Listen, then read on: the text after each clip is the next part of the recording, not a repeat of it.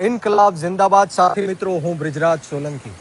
મિત્રો, આજે ગાંધીનગર સત્યાગ્રહ છાવણી મુકામે ગુજરાત કોકરોચ આંદોલનની અમે શરૂઆત કરવા જઈ રહ્યા છીએ। પરંતુ વાત એ છે કે આ ભારતીય જનતા પાર્ટીના કહેવાથી, હર્ષ સંઘવીના કહેવાથી આખાએ ગાંધીનગરની પોલીસ અને આખાએ અમદાવાદની પોલીસ અમને શોધવા માટે, અમને પકડવા માટે રાત દિવસ મહેનત કરી રહી છે। ગઈકાલે રાતે ગાંધીનગરનું એક એક ઘર ખૂંદી માર્યું, પરંતુ અમે હાથમાં નથી આવ્યા। આ લડાઈ દેશના યુવાનોને બચાવવાની લડાઈ છે। આ લડાઈ દેશમાં જે કથળી રહેલી શિક્ષણ વ્યવસ્થાને બચાવવાની લડાઈ છે। જે રીતના જંતર મંતર ખાતે, દિલ્હી ખાતે હજારો લાખો નિર્દોષ નિહત્થા યુવાનોને અમિત શાહ અને નરેન્દ્ર મોદીના કહેવાથી લોહી લુહાણ કરી નાખવામાં આવ્યા, લાઠીચાર્જ કરવામાં આવ્યો, ટીયર ગેસો છોડવામાં આવ્યા, 12 વર્ષની દીકરીઓના કપડાં ફાડવામાં આવ્યા, આંખ ફોડવામાં આવી।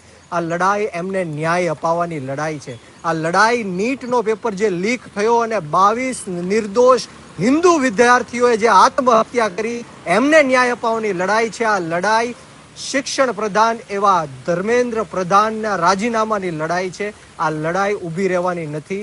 હું ગુજરાતની પોલીસને કહેવા માંગુ છું, ભારતીય જનતા પાર્ટી ગુજરાતની સરકારને કહેવા માંગુ છું કે અમને તમે જેલમાં લઈ જશો તો પણ અમે જેલમાં ઉપવાસ આંદોલન કરશું।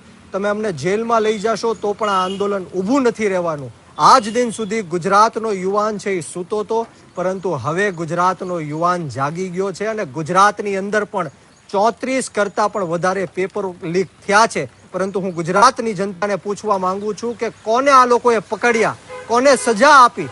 જો આજે આ ગુજરાતનો યુવાન નહીં જાગે તો આવનારા દિવસોમાં આ જ રીતના પેપરો લીક થતા રહેશે અને આપણા બાળકોનું ભવિષ્ય અંધકારમય બનતું રહેશે। ત્યારે હું ગુજરાતના યુવાનોને હાકલ કરું છું, આહવાન કરું છું કે અત્યારે હું સત્યાગ્રહ છાવણી ખાતે જાઉં છું। મને ખ્યાલ છે કે હજારો પોલીસ મારી રાહ જોઈ રહી છે, મને પકડી લેશે, મને ડિટેન કરશે, નજર કેદ કરશે, પરંતુ હું ડરવાનો નથી, હું ઝૂકવાનો નથી, હું ગભરાવાનો નથી। આ લડાઈ મારી લડાઈ નથી, આ લડાઈ કોઈ પાર્ટીની લડાઈ નથી, આ લડાઈ ગુજરાતના લાખો યુવાનોની લડાઈ છે।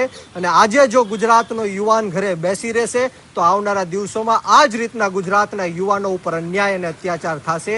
હું આજે હાકલ કરું છું, આહવાન કરું છું, આવો આપણે સૌ સાથે મળીને આ ભારતીય જનતા પાર્ટીની જે ભ્રષ્ટાચારી નીતિઓ છે એની વિરુદ્ધમાં અવાજ બુલંદ કરીએ, સંઘર્ષ કરીએ અને રોડ રસ્તા ઉપર આવીએ। ઇન્કલાબ જિંદાબાદ, ભારત માતા કી જય।